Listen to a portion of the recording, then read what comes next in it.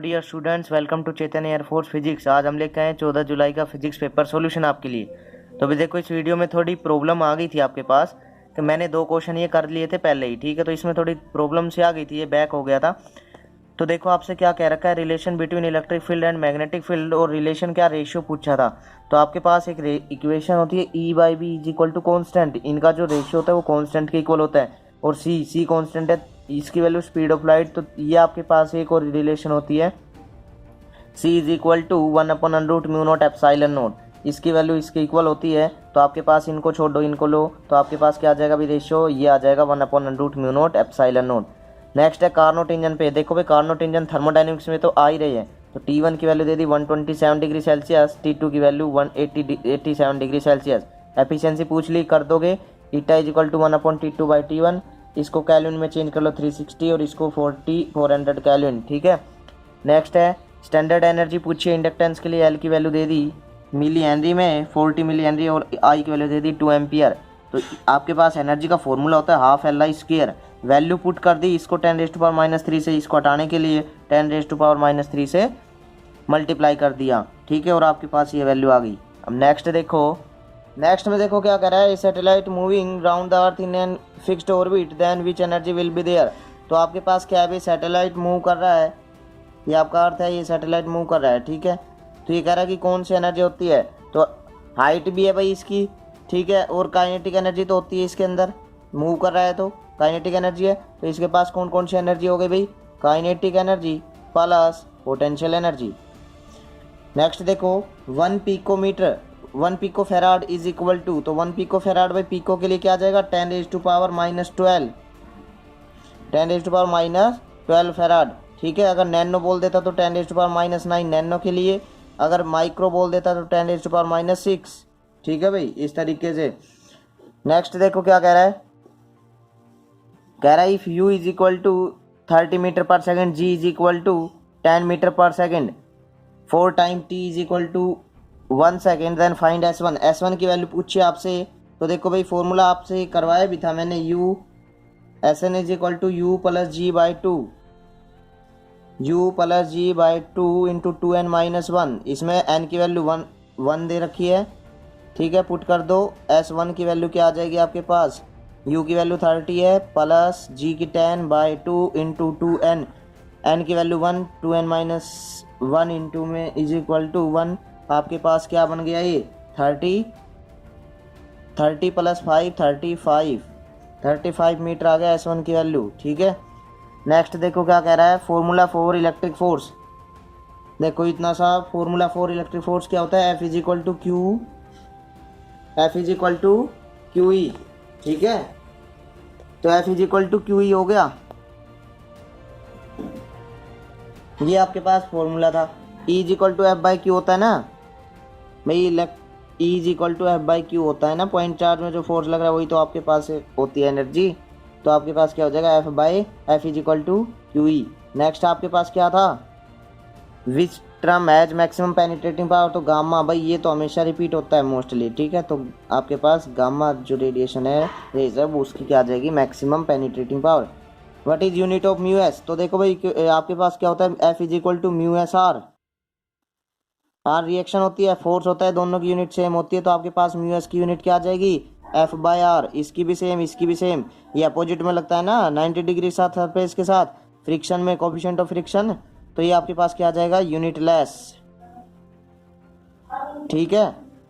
Next आपके पास क्या था, फॉर्मूला फॉर एफिशिएंसी, सीधा फॉर्मूला पूछ लिया परसेंटेज एफिशिएंसी में। कह रहा कार्नोट इंजन तो करना ही, कार्नोट पे तो करना ही आता है, तो ये करना ही है हमें, 1 - T2/T1 इंटू 100।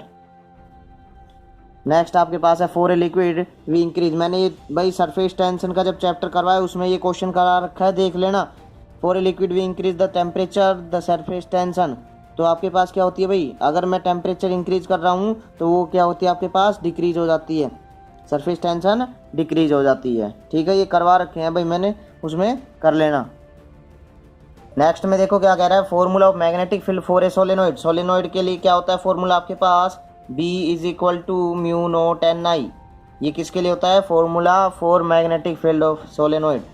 विच कन्वर्ट एसी इंटू डीसी, तो कौन करता है भाई, रेक्टिफायर। रेक्टिफायर आपका क्या करता है, एसी को डीसी में चेंज करता है। चार्जर, एग्जाम्पल चार्जर है वो एसी लेता है और किस में देता है भाई, वो डीसी में। ठीक है, तो आपके पास ये हो सकता है अगले में क्या आ जाए, एम्पलीफायर का जो एम्पलीट्यूड बढ़ा दे एसी वेव्स का। ठीक है, जो वेव्स निकलती हैं उनका एम्पलीट्यूड बढ़ा दे, तो अगले में क्या आ सकता है, एम्पलीफायर पे भी आ सकता है। नेक्स्ट है phase difference E and be in electromagnetic wave, तो कितना होता है भाई, π/2। ठीक है, अगला है आपके पास object placed between pole and focus point. तो देखो भाई, इन कॉनकेव मिरर आपके पास ये है, तो ये आपके पास क्या कह रहा है, ये पोल हो गया, ये फोकस पॉइंट हो गया। ऑब्जेक्ट कहाँ रखा है, इनके मिडल में, बीच में। ठीक है, पोल और फोकस पॉइंट के बीच में रखा है। तो इमेज कैसी बनेगी आपके पास, virtual imaginary and magnified, large बनेगी भाई। इसमें देखो, एक में वर्चुअल बनती है 5, 6 इमेज होती है टोटल, 5 में रियल, एक में वर्चुअल बनती है आपके पास। ठीक है भाई, नेक्स्ट आपके पास क्या कह रहा है, ये कह रहा है यूरेनियम 92-238 पे अल्फा लगा दिया। तो अल्फा के लिए आपके पास क्या हो जाता है, वो किस में चेंज हो जाता है, अल्फा लगाते ही, तो आपके पास हीलियम बन जाता है। हीलियम 24 होता है, तो आपके पास क्या हो गया भाई, ये हो गया यूरेनियम 2 कम किया 92 में से, तो क्या हो गया 90, और इसमें से 4 कम किया 234। ठीक है, तो ये आपके पास चेंज हो गया। नेक्स्ट है moment of inertia pass from the centre of a disc. तो डिस्क में से, सेंटर में से मोमेंट ऑफ इनर्शिया पास हो रहा है, तो क्या हो जाएगा भाई, mr²/2। अगर सेंटर की बात करूं तो, रिंग की बात करूं तो रिंग के लिए क्या होता है, mr²। ठीक है भाई, तो ये आपके पास क्या हो जाएगा, mr²/2। नेक्स्ट है मैक्सिमम स्पेसिफिक हीट, ये पूछी थी, तो आपके पास क्या हो जाएगा, वाटर। नेक्स्ट था बोल्सला क्या होता है भाई, टी टेम्परेचर है वो कांस्टेंट हो, और आपके पास P है वो इन्वर्सली प्रोपोर्शनल हो। अगले में क्या आ सकता है आपके पास, चार्ल्स लॉ आ सकता है। चार्ल्स लॉ में क्या होता है, V is directly proportional to T। ठीक है, तो अगले में ये भी आ सकता है आपके पास चार्ल्स लॉ में। नेक्स्ट है आपके पास time period of a satellite does not depend on. तो भाई ये किस पे डिपेंड नहीं करता, मास ऑफ सैटेलाइट पे, मास ऑफ सैटेलाइट पे, लेकिन किस पे डिपेंड करता है, मास ऑफ प्लेनेट पे डिपेंड करता है। Depend mass of planet. बस ये अगले में कह रखा था, ए की वैल्यू दे रखी थी 100 सेंटीमीटर पर सेकंड स्क्वायर, और एफ की वैल्यू 20 न्यूटन। फाइंड मास, तो एफ इज इक्वल टू क्या होता है, एम ए। मास की वैल्यू निकाल रखी थी, पूछ रखी थी हमसे, तो मास की वैल्यू क्या आ जाएगी, F/A। एफ की वैल्यू है 20 Newton divide by A. Acceleration देखो भाई सेंटीमीटर में दे रखा है, तो किस में चेंज करूंगा मैं, मीटर में। तो इसको किस से मल्टीप्लाई कर दूंगा, 100 से, तो आपके पास क्या आ जाएगा, 20 किलोग्राम। भाई यूनिट चेंज कर देगा वो। ठीक है, डायन एफ आपका इस तरीके से, न्यूटन डायन इस तरीके से यूनिट चेंज कर दिया। एक में रेशो भी पूछा था ना। ठीक है, नेक्स्ट आपके पास है विच इज ड्राइव्ड यूनिट। तो देखो भाई आपके पास 7 फंडामेंटल यूनिट है, 7 फंडामेंटल यूनिट है। अगले में पूछ ले, हो सकता है ड्राइव्ड दे दे 3 और एक फंडामेंटल दे दे, कह दे कि कौन सी फंडामेंटल है। तो 7 कौन सी है, mass, length, time, temperature, current, luminous intensity, ठीक है, अमाउंट ऑफ सब्सटेंस। तो ये आपके पास क्या है भाई, 7 फंडामेंटल यूनिट है। ड्राइव्ड, एक इसमें एग्जांपल दे रखा था, मास, टाइम, टेम्परेचर और वॉल्यूम। तो वॉल्यूम क्या है, वॉल्यूम जिनसे मिलके बने वो ड्राइव्ड होती है, तो वॉल्यूम आपकी क्या आ जाती है, ड्राइव्ड आ जाती है। ठीक है, नेक्स्ट आपसे क्या कह रखा है, कह रखा है from the mean position and extreme position in SHM distance is half. तो ये आपके पास देखो क्या कह रहा है, ये एक्सट्रीम पोजीशन, ये मीन पोजीशन, तो इनके लिए क्या दे रखी है value, x is equal to x/2।